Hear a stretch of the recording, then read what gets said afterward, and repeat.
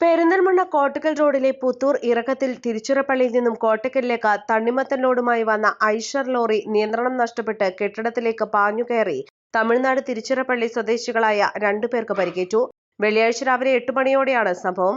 വിവരമറിഞ്ഞ സ്ഥലത്തെത്തിയ മലപ്പുറം അഗ്നിരക്ഷാസേന ക്യാബിനകത്ത് കുടുങ്ങി സാരമായി പരിക്കേറ്റ ഡ്രൈവർ നിശാന്തിനെ ഹൈഡ്രോളിക് കട്ടർ ഉപയോഗിച്ച് ക്യാബിൻ പൊളിച്ച് സമീപത്തെ സ്വകാര്യ ആശുപത്രിയിൽ പ്രവേശിപ്പിച്ചു.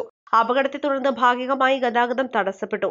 ലോറിയിലുണ്ടായിരുന്ന ക്ലീനർ മുരുകേഷിനെ നാട്ടുകാർ അപകടത്തിൽപ്പെട്ട ഉടനെ രക്ഷപ്പെടുത്തി ആശുപത്രിയിൽ പ്രവേശിപ്പിച്ചിരുന്നു.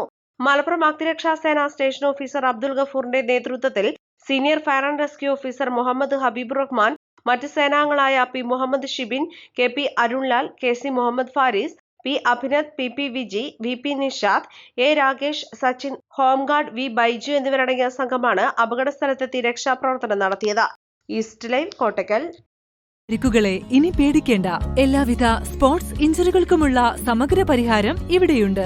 ABC orthopaedic hospital, near Kairali theatre, Calicut road, Manjeri.